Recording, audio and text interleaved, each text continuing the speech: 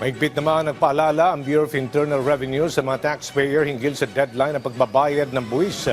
Ang ahensya nais pang may gitan ay tinagdang target collection ngayong taon. Si Joshua Garcia sa sentro ng balita. Puspusan ng Bureau of Internal Revenue sa kanilang mga ginagawang hakbang para makamit ang taon ng target sa kanilang koleksyon sa buwis para sa taong 2024 at ngayon 2025. Kasabay ito na nakatakdang deadline sa April 15 para sa pagbabayad ng annual income tax return.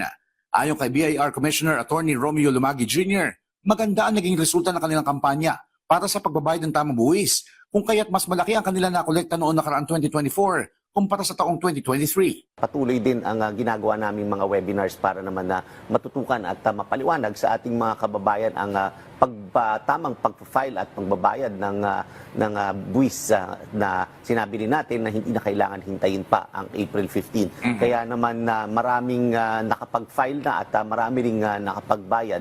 Kaya naman maganda ang takbo ng ating koleksyon ng unang mga buwan ng taon na ito.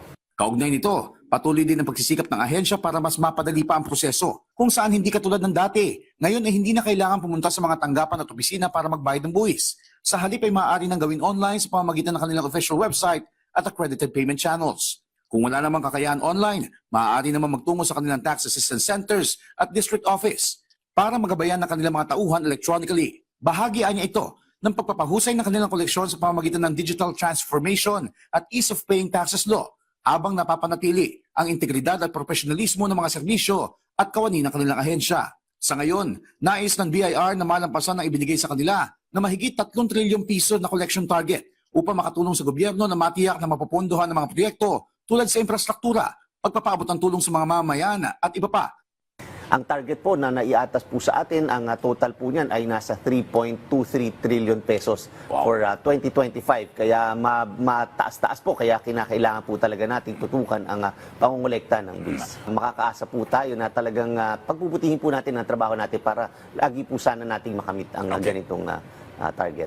Nagpaalala naman ng BIR na maliban sa kasong kriminal ay may kaakibat na multa na 12% interest at 25% surcharge para sa mga hindi makakapagbayad ng buwis sa itinakdang deadline. Joshua Garcia para sa Pambansang TV sa Bagong Pilipinas.